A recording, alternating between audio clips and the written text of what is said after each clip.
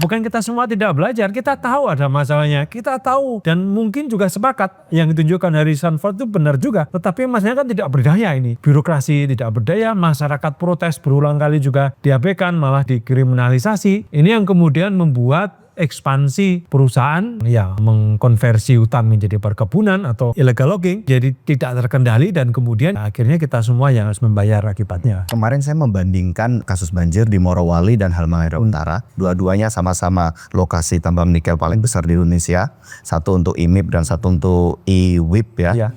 Nah itu dalam 10 tahun terakhir sekali lagi lewat data informasi bencana itu konsisten tren kasus banjirnya meningkat. Nah ini kan kita jangan sampai ada kasus Sumatera yang kedua. Nanti kita dianggap wahabi lingkungan.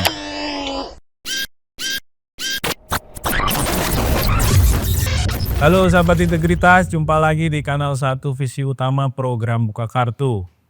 Hari ini kita akan membahas satu tema yang sangat relevan karena juga sedang terjadi dan masih terjadi di Pulau Sumatera. Bencana banjir yang meluluh lantakkan sebagian besar wilayah di Aceh, Sumatera Utara, dan Sumatera Barat. Banjir dan korupsi, ada nggak hubungannya? Nah itu tema kita hari ini. Untuk membahasnya kita sudah ada 2 tamu istimewa. Yang pertama saya perkenalkan Mas Danang Widoyoko PhD. Mas Danang adalah koordinator atau sekjen dari Transparansi Internasional Indonesia. Dan kita kedatangan tamu juga yang tidak kalah hebat ya, karena beliau ini adalah salah satu peneliti di BRIN ya, Badan Riset dan Inovasi Nasional. Namanya Mas Yogi Setia Permana atau Dr. Yogi Setia Permana. Mas Yogi ini meraih PhD di Universitas Leiden dan yang menarik penelitian disertasinya tentang politik tata kelola banjir dan adaptasi iklim di Indonesia. Nah ini tentu saja kita sangat prihatin ya, berbelasungkawa atas korban yang jatuh atas bencana banjir di Pulau Sumatera dan daerah lain di Indonesia. Akan tetapi bukan berarti kemudian ini dianggap sebagai gejala alam saja, karena kita bicara mengenai tata kelolanya. Nah sebelum sampai ke soal ini, sebelum kita diskusi dengan Mas Yogi, saya ke Mas Danang dulu ya, Mas Yogi ya. Mas Danang, banjir dan korupsi. Ini seakan-akan 2 hal yang terpisah. Ya banjir itu ya karena curah hujan besar gitu ya, airnya banyak gitu, kita nggak bisa nampung, jadilah banjir. Itu kan statement yang sering disampaikan oleh pejabat publik. Kita ingat dulu Pak Jokowi saat banjir di Kalimantan Selatan, ya juga ngomongnya sama. Ini curah hujannya sangat tinggi, data-data BMKG-nya dibuka ya, disampaikan dan akhirnya ada legitimasi bahwa kita itu memang berhadapan dengan situasi alam gitu ya. Tapi sebenarnya ini kan bukan hanya alam ya. Ada fenomena politik ya, ada fenomena kebijakan yang keliru mungkin. Yang kemudian melahirkan banjir. Nah gimana Mas Dano? Ya jadi kalau hujan dari dulu juga udah hujan. Memang ada perubahan iklim yang membuat iklimnya sudah sulit ditebak atau kemudian berubah atau barangkali hujannya makin banyak, tetapi sebetulnya hujan itu sudah ada dari dulu, air sudah ada dari dulu. Yang berubah terutama itu bukan hujannya, hujan mungkin berubah karena perubahan iklim, tetapi alam yang dulu menampung air itu yang berubah drastis ya. Berubah drastis dan terutama karena problemnya adalah alih fungsi lahan ya. Nah ini yang ini kasus Jabodetabek Jakarta yang menarik. Saya cek berita tahun ini, tahun Maret 2025 ketika banjir di Jakarta gitu ya. Orang muding pernah bertanya-tanya, bukankah di Ciawi dan Sukamahi sudah dibikin bendungan besar? Ya. Karena saya berapa kali melewat situ ya. Itu PSN itu besar sekali gitu. Sangat besar. Jadi sungainya itu dilebarkan besar sekali. Tetapi yang menjadi pertanyaan publik pada waktu itu, 2 bendungan itu kering, benar-benar kering, memang kering. Harusnya itu menampung air, tetapi saat banjir besar itu tetap kering juga gitu. Lalu Airnya kemana? airnya kemana gitu. Nah kemudian terungkap bahwa kemudian ternyata airnya tidak semuanya lewat situ, lebih banyak airnya yang lewat sungai-sungai yang lain gitu kan. Nah ini yang kemudian membuat saya bertanya-tanya, Bakat sempung berarti ya. mengapa solusinya bikin bendungan gitu ya. Lalu saya cek di proyek strategis nasional gitu ya, ternyata memang bendungan itu salah satu proyek infrastruktur yang mendapatkan perhatian cukup besar ya. Selain jembatan, bukan jembatan ya, jalan tol gitu ya, jalan dan jalan tol.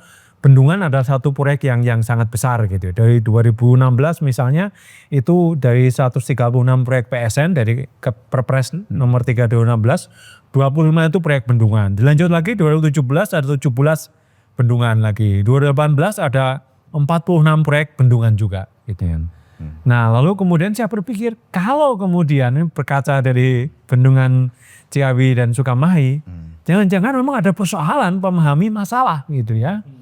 Jadi kemudian masalahnya apa, masalah banjir apa, terjemahnya penyelesaiannya dengan bendungan gitu ya. Dan ini yang menurut saya pertama berisiko karena pertama saya kira tidak akan menghilangkan risiko bencana dan kemudian yang kedua kita akan menghadapi kita mengalami pemborosan anggaran yang luar biasa. Gitu. Belum proyeknya sendiri seringkali kan ada masalah. Oh iya. Kalau infrastruktur itu kan memang rentan ya. Rentan korupsi dan kemudian itu menjadi tidak efektif. Ini yang kemudian membuat seperti yang kita diskusikan di sesi sebelumnya. Ini ICOR kita, incremental capital output ratio yang rendah. Kita membangun banyak infrastruktur, tapi ICOR kita rendah karena memang tidak efisien, karena memang tidak menyelesaikan masalah yang dihadapi. Nah, kalau berangkat dari persoalan banjir di Jakarta, problemnya kan alih fungsi lahan di kawasan puncak ya, di lereng Gunung Gede dan Pangrango gitu ya.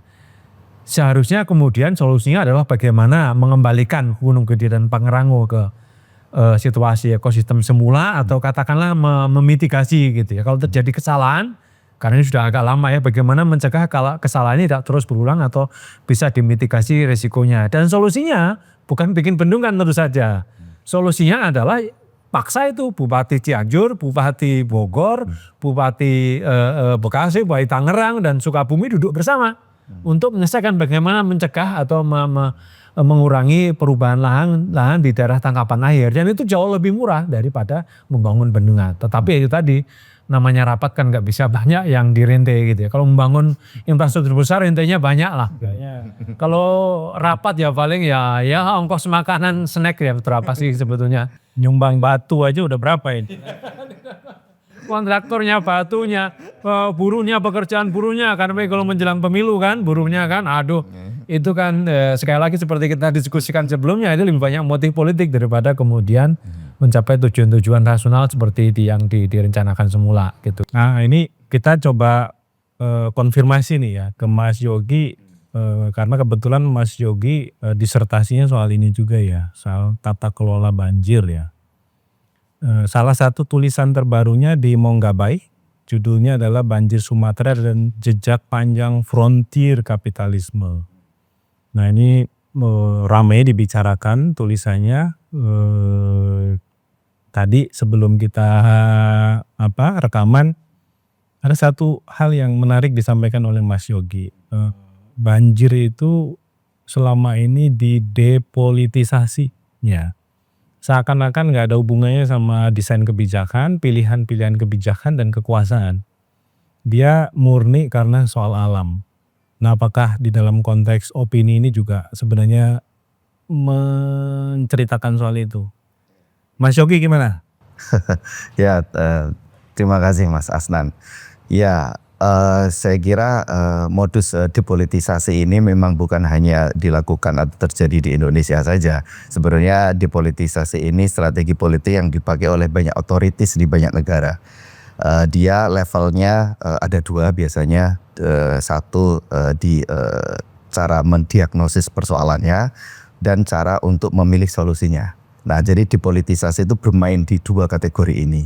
Jadi inti dari depolitisasi itu adalah kemudian mengeluarkan faktor politik dari analisis gitu kan, karena ada vested interest sebenarnya, sehingga khawatir jika faktor politik itu masuk di dalam pembicaraan maka kemudian ada kepentingan-kepentingan yang sebelumnya menikmati itu jadi tidak dapat. Nah itulah jadi poin pentingnya. Nah ketika kemudian kita ketika saya menulis artikel di Mongaba itu, saya cuma ingin mengingatkan kepada publik bahwa kita berangkat dari karakter banjirnya dulu. Karakter banjir sedikit yang saya tahu, mohon maaf karena saya belum ke Sumatera langsung. Jadi saya hanya membaca dan mengamati dari sumber sekunder. Kita bisa lihat bahwa banjir yang terjadi di Sumatera itu kan kombinasi dua karakter. Satu pluvial, yang kedua fluvial. Fluvial itu flash flood, banjir bandang. Nah banjir bandang itu intinya bahwa sungai tidak bisa lagi menampung air. Sehingga Kayak diguyur gitu ya. diguyur seperti itu. Nah biasanya banjir fluvial ini karena ada deforestasi di hulu, kerusakan di hulu, di upstream area. Nah ini makanya kemudian kita bisa lihat banyak banjir itu terjadi di daerah periferal Sumatera, kabupaten ya, Aceh Tamiang, Bener Meriah dan lain-lain. Tapi juga banjir terjadi di kota Medan. Nah ini kaitannya dengan banjir pluvial atau drainase. Nah drainase ini berarti artinya saluran air di perkotaan tidak bisa menampung curah hujan. Nah biasanya dua kategori banjir ini memang interpretasinya selalu karena cuaca itu kan. Padahal kita tahu kalau namanya banjir fluvial, banjir bandang artinya ada kerusakan di hulu. Nah, tapi kemudian ketika kita melihat juga banjir pluvial di drainase itu selalu juga nanti pembicaraannya selain karena curah hujan tapi karena technical solution seperti saluran drainasenya kurang baik dan lain sebagainya. Padahal ada mungkin kaitannya dengan ada banyak kepentingan pengembang yang tidak membangun kolam retensi dan lain-lain. Jadi dipolitisasi ini terlihat baik itu kita jika menganalisis dari faktor karakter banjir pluvial maupun fluvial yang dua-duanya terjadi di Sumatera. Seperti itu. Oke. Nah kalau dalam konteks tata kelola banjir ya selama ini yang itu sepertinya kemudian kita mengalami kegagalan terus-menerus ya dalam mencerna persoalan sebenarnya ya Mas Yogi ya.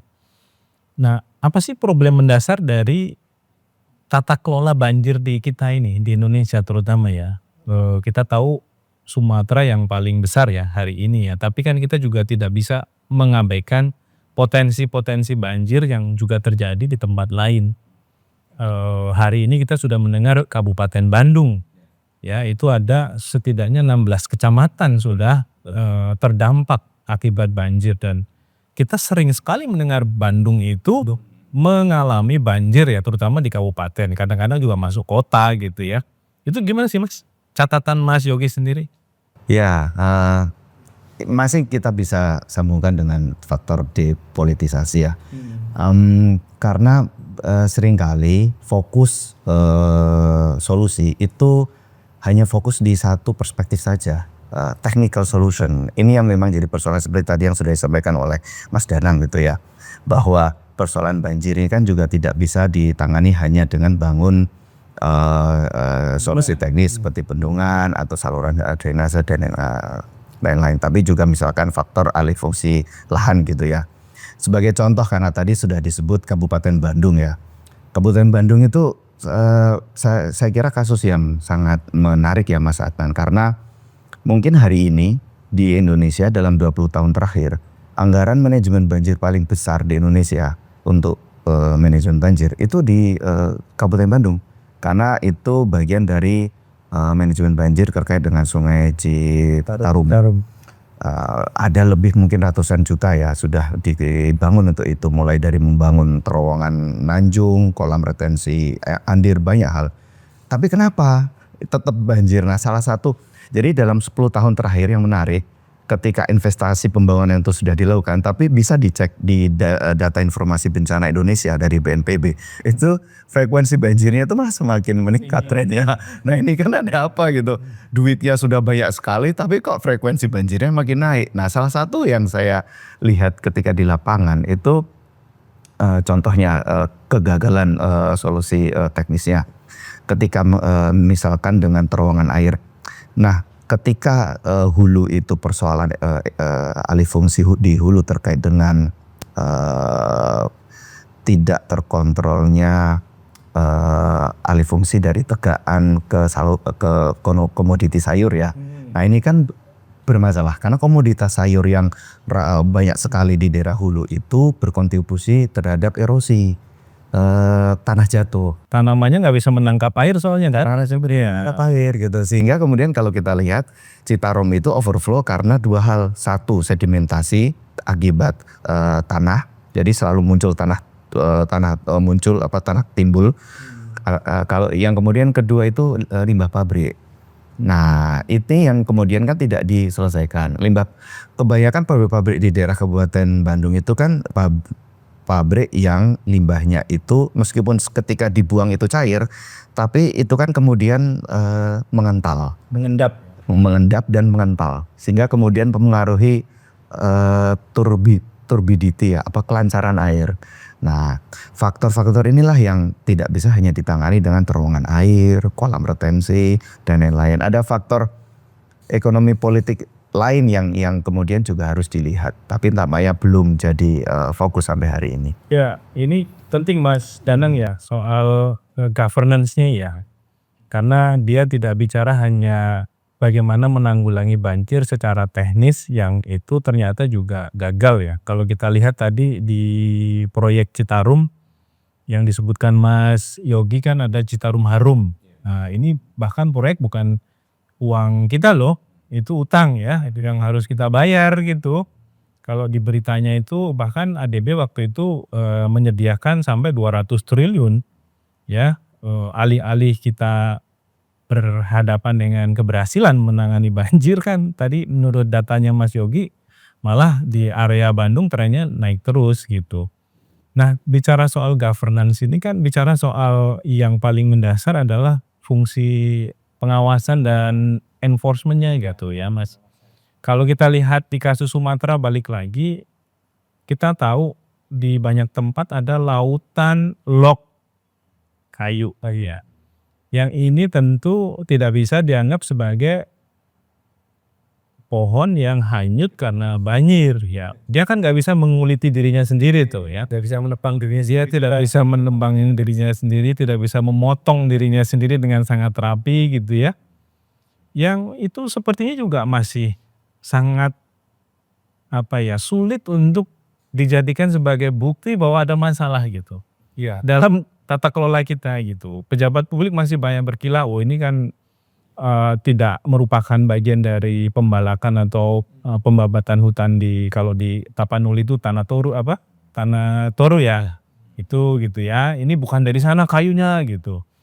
Ada pembenaran gitu ya, atau kalau dalam bahasa Mas Yogi tadi ada depolitisasinya gitu yang terus-menerus disampaikan yang akhirnya berantem tuh Kementerian Lingkungan sama Kehutanan beda opininya, beda pandangannya gitu. Itu gimana Mas ngomong soal isu pengawasan dan law enforcement ini kayaknya mati suri nih kita. Ya. Sebetulnya kan pengawasan law enforcement itu kita bicara kapasitas negara ya, atau kemudian kita turunkan pemerintah ke birokrasi. Itu kemudian menjadi tugas birokrasi untuk memastikan sebetulnya semua aturan dipenuhi gitu ya. Kalau undang-undangnya sudah mengatur dilarang kan harusnya itu juga dilarang. Tidak ada, tetapi faktanya kan terus terjadi. Nah, mengapa ini semua terus terjadi gitu? Ini akan artinya ada faktor lain. Pertama tentu faktor memburu rente.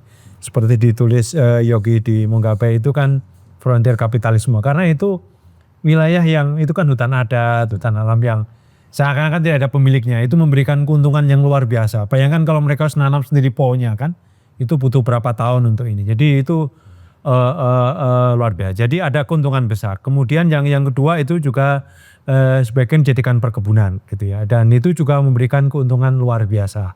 Saat yang sama pemerintah juga membutuhkan pajak sehingga kemudian justru mendorong kemudian ekspansi perkebunan dalam skala yang luas. Dan kemudian membuat proses birokrasi itu proses pengawasan oleh pemerintah, oleh negara itu tidak berjalan dengan efektif. Karena apa? Karena aparat penegak hukum itu kan bagian dari birokrasi juga pada akhirnya.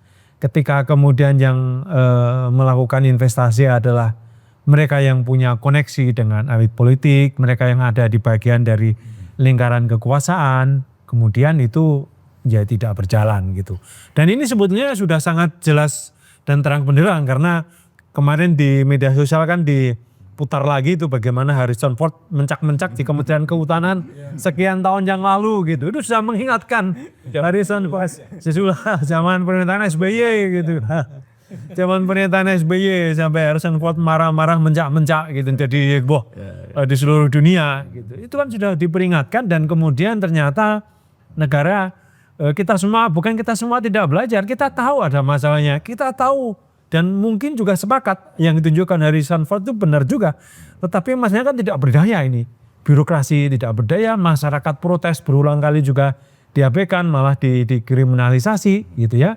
Ini yang kemudian membuat ekspansi perusahaan yang mengkonversi hutan menjadi perkebunan atau penambangan illegal logging itu kemudian jadi tidak terkendali dan kemudian ya akhirnya kita semua yang harus membayar akibatnya gitu di hari ini. Jadi itu yang menurut saya kegagalan negara sebetulnya memastikan hukum ditegakkan, memastikan para pengawasnya berjalan dengan baik. Nah ini yang jadi catatan ya Mas Yogi ya.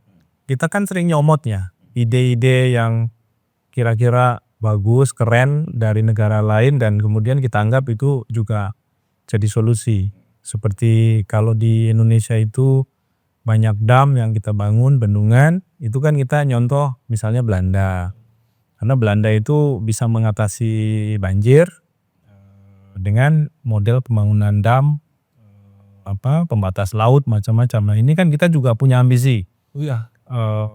Berapa ratus kilometer gitu ya di utara Pulau Jawa itu ya, itu mau juga dibangun. Tapi kita juga pada saat yang sama sebenarnya punya kebijakan-kebijakan yang itu dianggap bisa mengatasi persoalan lain. Misalnya kalau kita ngomong soal energi ya.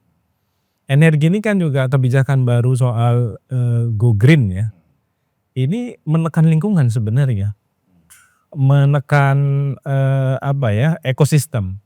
Karena misalnya kalau kita ngomong soal Sumatera, itu ada pembangunan PLTA Batang Toru yang tujuannya untuk mensuplai energi alternatif ya, bukan fosil fuel gitu.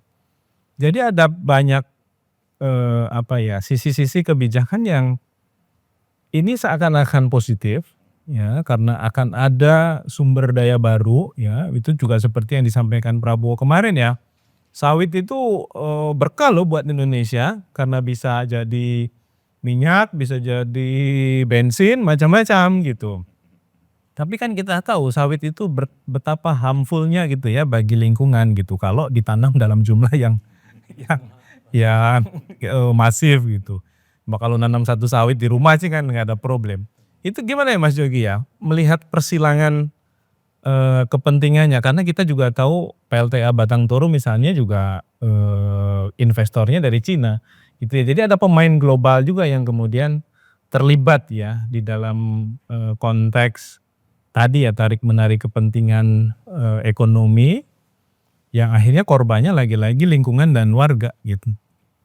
Oke, saya pahami ada dua hal ya yang ditanyakan Mas Adnan tadi. Saya ingin mengomentari yang pertama dulu tentang impor expertise atau knowledge dari Belanda tadi ya. Nah kalau kita kembali ke kasus Sumatera, ketika kita melihat kerusakan yang paling besar ini kan karena banjir bandang ya.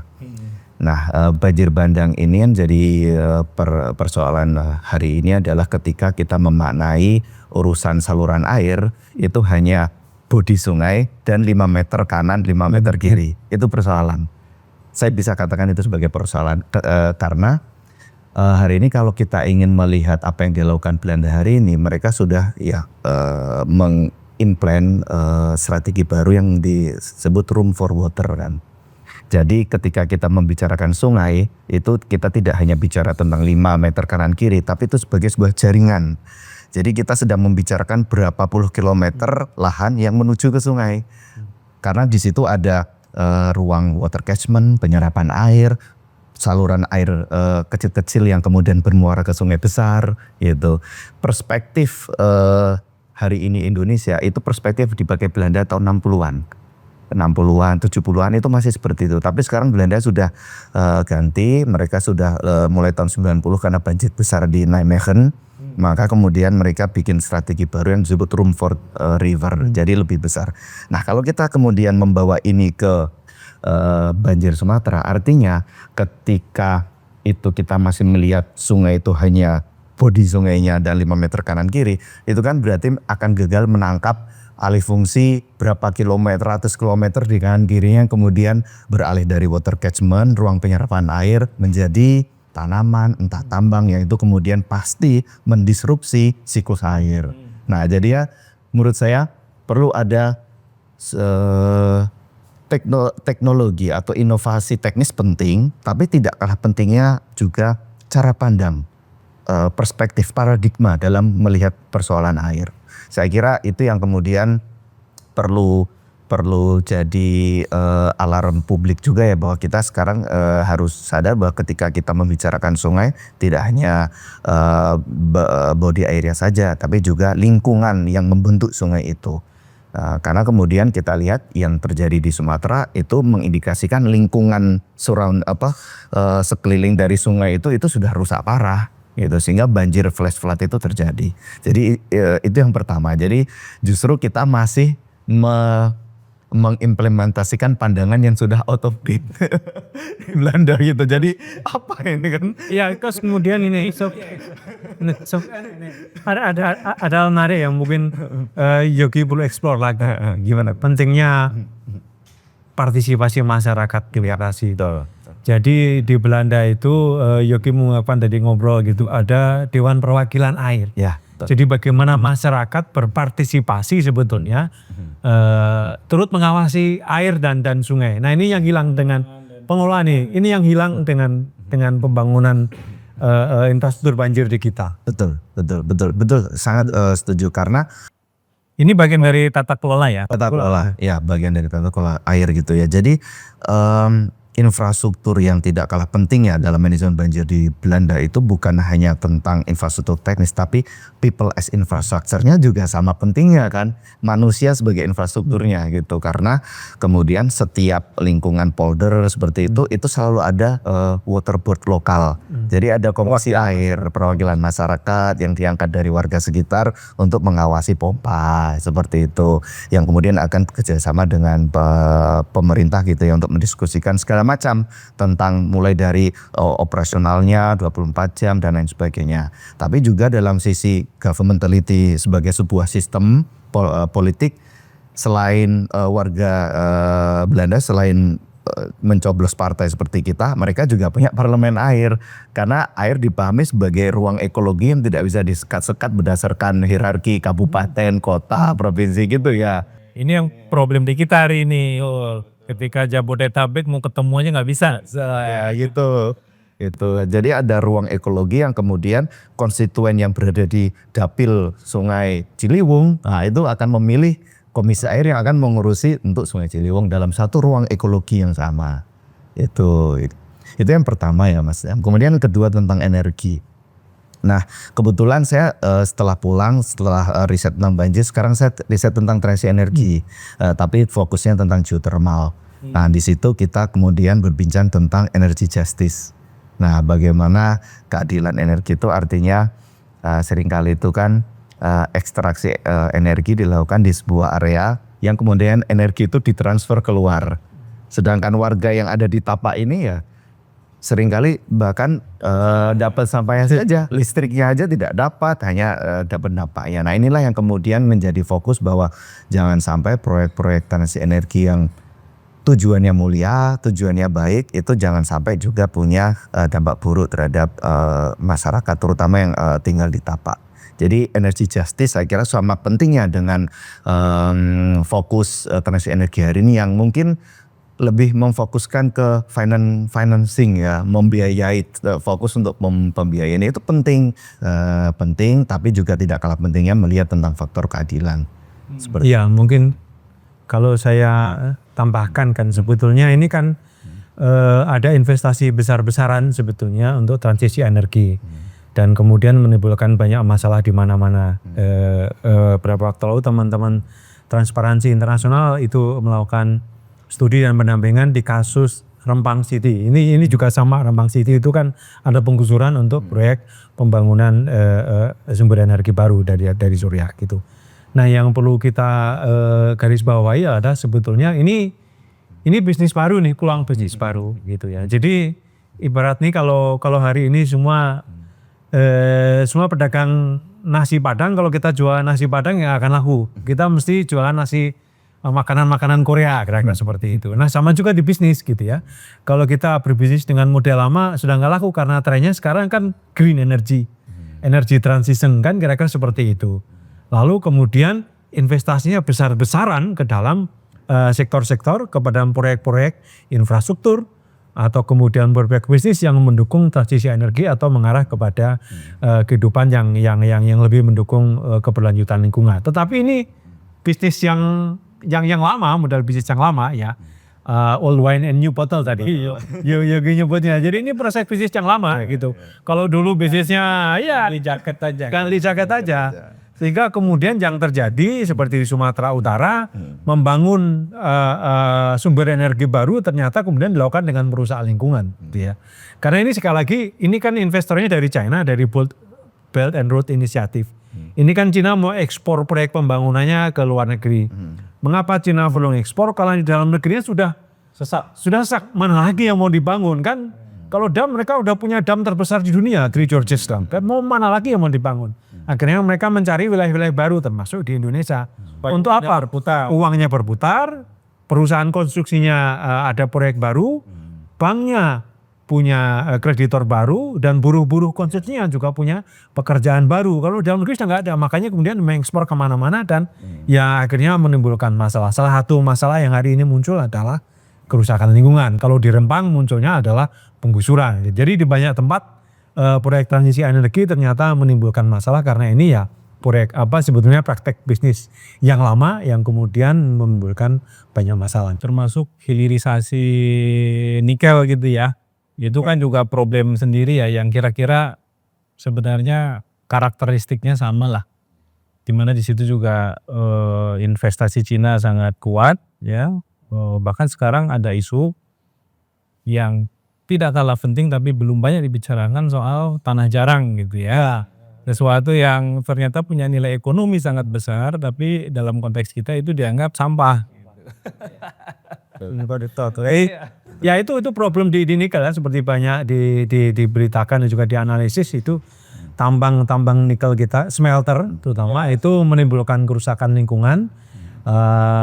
Dampak lingkungannya itu menjadi masalah. Kerusakan lingkungan membuat para nelayan itu kehilangan sumber penghidupannya, lalu kemudian dalam jangka panjang pada akhirnya pemerintah dan masyarakat yang harus merestorasi itu karena setelah tambang itu selesai ya sudah nggak ada apa-apa lagi, tinggal kerusakan yang harus dibayar. Nanti kita dianggap wahabi lingkungan. Dan mungkin satu lagi Mas Danang menambahi juga dampaknya banjir. Iya, Karena banjir. Kemarin saya membandingkan tren kasus banjir di Morowali dan Halmahera Utara. Dua-duanya sama-sama lokasi tambang nikel paling besar di Indonesia. Satu untuk IMIP dan satu untuk IWIP ya. Iya. Nah itu dalam 10 tahun terakhir sekali lagi lewat data informasi bencana. Itu konsisten tren kasus banjirnya meningkat. Nah ini kan kita jangan sampai ada kasus Sumatera yang kedua, ketiga, keempat. Karena kerugiannya luar biasa itu ya Mas Yogi ya. Kemarin saya coba cek kira-kira estimasi yang ada itu untuk Sumatera berapa sih? Ada yang sampai menghitung hingga 30 triliun ya kerugian material yang terjadi ya karena kerusakan infrastruktur, jembatan, belum lagi rumah-rumah yang hancur, kendaraan segala macam. Dan untuk merecovery itu butuh biaya yang sangat besar. Sementara kita dapat apa sih dari hilirisasi gitu ya? Paling cuma berapa triliun gitu ya, dan sementara konsekuensinya besar sekali yang harus dibiayai atau dibayar oleh warga gitu. Betul, betul. Dan yang jadi persoalan adalah saat ini kita itu sedang berlomba.